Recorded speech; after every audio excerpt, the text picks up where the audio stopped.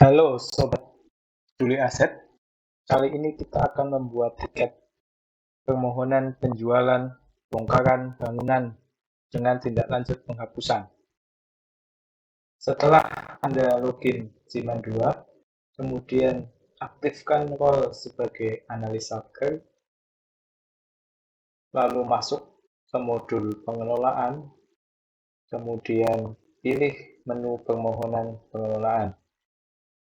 Di sini saya akan ubah filternya menjadi semua. Kemudian saya akan tambah cari jenis pengelolaan. Untuk pengelolaan penghapusan bangunan yang nantinya bongkarannya akan dijual lelang, maka pilih jenis pengelolaan penghapusan BMN. Kemudian tipe pengelolaan, pilih penghapusan karena sebab lain dan penjualan bongkaran. Penghapusan karena sebab lain dan penjualan bongkaran. Kemudian jenis asetnya pilih tanah dan atau bangunan. Kemudian termohonnya bisa Direktorat PKN, bisa Kanwil DJKN, atau bisa KPKNL, tergantung nilai perolehan per unit BMN yang akan dihapuskan. Jika nilai per unit BMN yang dihapuskan sampai dengan 5 miliar, maka termohonnya pilih KPKNL. Saya akan mencontohkan termohonnya adalah KPKNL. Setelah diisi semua, kemudian klik simpan. Anda akan masuk ke dalam tiket permohonan penjualan bongkaran bangunan. Nah, di sini tadi ada notifikasi. Kita akan coba saja tambahkan asetnya apakah berhasil. Ya, bisa. Kemudian saya akan milih, misalkan saya akan menjual atau menghapuskan bangunan gedung tempat ibadah. Ini aja, bangun gedung pos jaga. Saya akan menghapuskan gedung pos jaga. Kemudian saya contreng atau centang kolom di sebelah kiri, lalu saya klik simpan.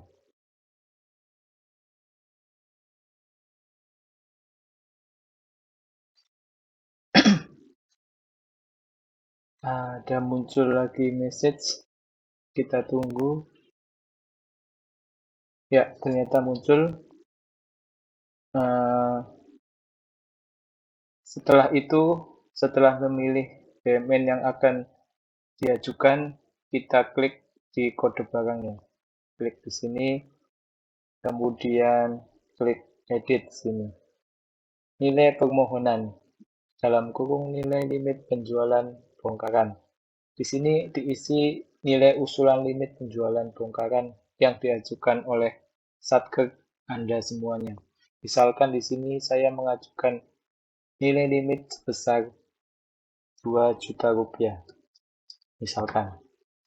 Kemudian alasan penghapusannya saya pilih ada bisa hilang, bisa kecurian, bisa terbakar, bisa susut, bisa menguap, bisa mencair, bisa mati untuk hewan tanaman, bangunan berdiri di atas pihak lain, aset tetap renovasi pada BMN pihak lain, kondisi rusak berat dan membahayakan, bangunan yang berdiri di atas tanah yang menjadi objek pemanfaatan, kemudian BMN sudah terdapat anggaran pengganti badan kahar, ATP tidak sesuai, ATP tidak sesuai, ATP rusak berat, ATP masa manfaat atau kegunaan berakhir atau usang. Saya pilih misalkan di sini gedung pos jaganya telah kondisi rusak berat atau membahayakan lingkungan sekitar. Keterangannya saya pilih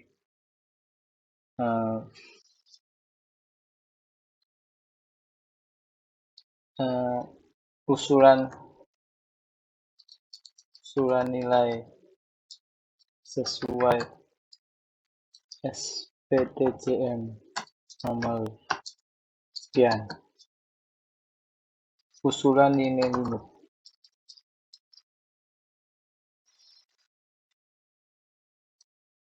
Kemudian klik simpan. data berhasil diupdate, kemudian kembali lagi ke halaman tiket.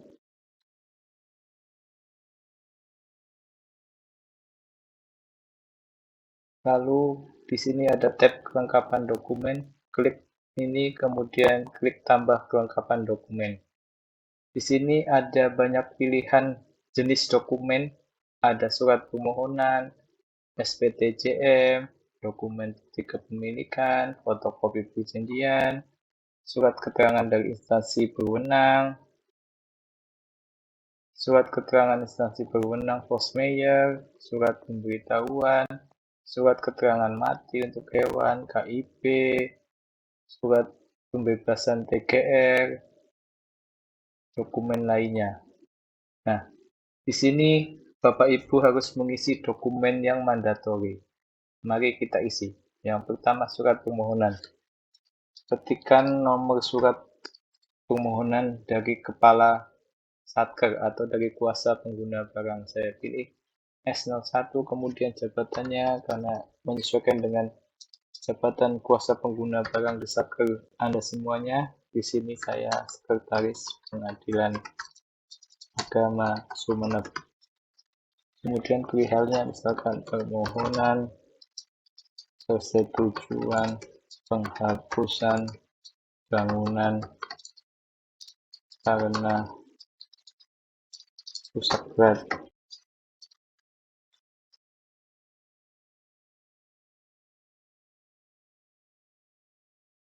Atau pengoperasian bangunan dengan penjualan bongkaran. Kemudian catatan jika perlu diisi silahkan diisi, lalu klik Browse Smart. Filenya harus diisi terlebih dahulu. Saya upload file dummy, kemudian nanti Bapak Ibu menyesuaikan, kemudian saya klik simpan.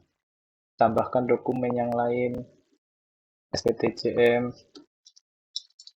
SPTJM di sini adalah SPTJM bahwa BMN dimiliki dan dikuasai oleh Satker, serta SPTJM bahwa kuasa pengguna barang bertanggung jawab terhadap secara material dan formil terhadap usulan penghapusan yang diajukan. Kemudian filenya saya upload.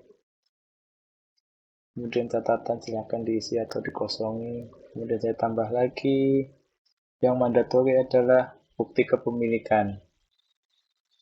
Bukti kepemilikan nggak ada isiannya karena ini bisa diisi langsung di master aset bangunannya. Di situ ada tab dokumen, silakan diisi bukti kepemilikan bangunan tersebut. Bisa berupa IMB, atau bisa juga berupa SPTJM, atau bisa juga berupa berita acara serah terima. Kemudian di sini pilih asetnya. Di sini tadi gedung pustaka permanen. Saya klik di sini, contreng. Di sini satker saya sudah mengisi dokumen kepemilikannya berupa IMB. Saya klik ini, kemudian saya klik simpan. Lalu saya tambahkan lagi surat keterangan dari instansi berwenang untuk bangunan rusak berat dan membahayakan. Nah, saya isi di sini misalkan S dari Dinas PUPR. Kemudian tanggal, kemudian klik filenya. Ini surat keterangan dari instansi berwenang ini mandatori, jadi harus diisikan. Kemudian saya pilih filenya, sudah tadi, maaf, terus kemudian setelah isi file, catatan, kemudian simpan. Tambahkan lagi dokumen yang lainnya, surat keterangan instansi berwenang bahwa force majeure. Ini nggak usah karena tadi sudah kita pilih kalau bangunan ini membahayakan atau rusak berat. Kemudian ada lagi ini surat keterangan mati untuk hewan dan tumbuhan, nggak usah. Kemudian ada lagi TGR jika alasan penghapusannya karena hilang atau kecurian, nggak usah juga. Kemudian kita klik simpan. Mohon maaf, ini yang TGR nggak usah, berarti kita klik batal. Jadi ini dokumen-dokumen yang mandatorinya. Setelah itu dokumen analisis, seperti biasa ini tidak usah diisi karena akan diisi dokumen-dokumen dari PKNL, kemudian log status dan log aktivitas seperti biasa. Setelah semuanya diisi dan lengkap, Bapak Ibu bisa langsung di sini klik kirim permohonan ke koordinator Satker. Nah, kebetulan di sini nggak ada karena tadi ada notifikasi merah di sini. Seharusnya di sini muncul tombol kirim ke koordinator Satker. Nanti setelah klik ini maka tiketnya akan beralih dari analis kepada koordinator.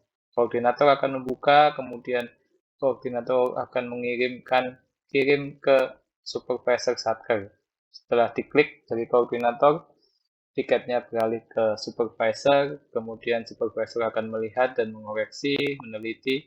Jika dirasa sudah benar, maka akan klik kirim ke KPKNL atau kirim ke pengelola. Nah, setelah itu maka tiketnya sudah beralih ke pengelola dan Bapak Ibu tinggal menunggu proses selanjutnya di KPKNL. Demikian dari saya, terima kasih. Sampai jumpa kembali di lain kesempatan.